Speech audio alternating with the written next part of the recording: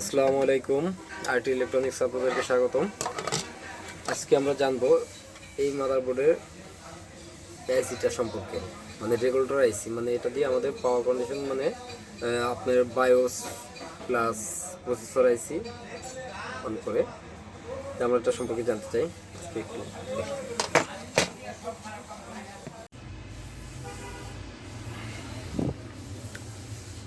Same এটা আমাদের একটা আইসি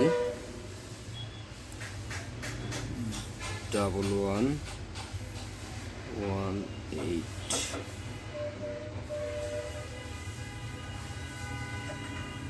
রেগুলেটর।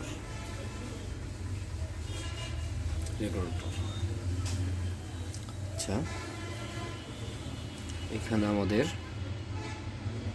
একটা কমন সাইট, একটা পিন, দুইটা, তিনটা, চারটা।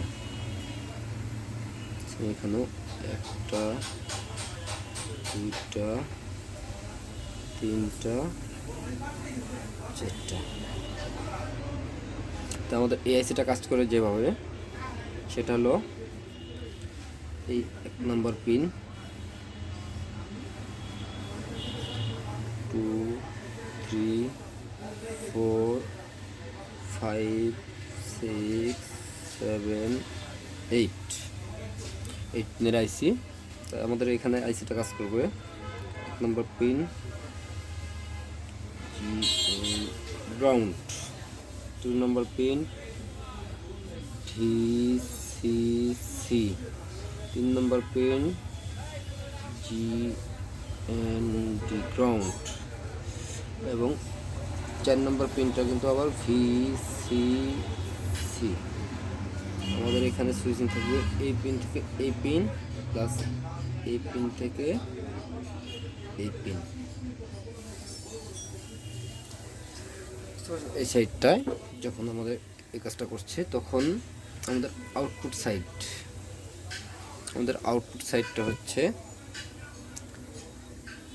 এটা হলো আউটপুট।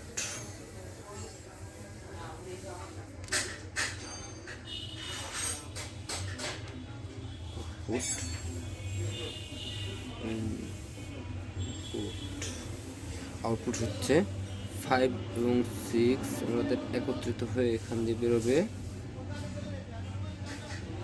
1.8 ভোল্ট, এবং 7 এবং 8 একত্রিত হয়ে বেরোবে 3.3। আসলে এই ভোল্টেজগুলো কিন্তু আমাদের এটা কিন্তু আপনার কাজ করছে কিন্তু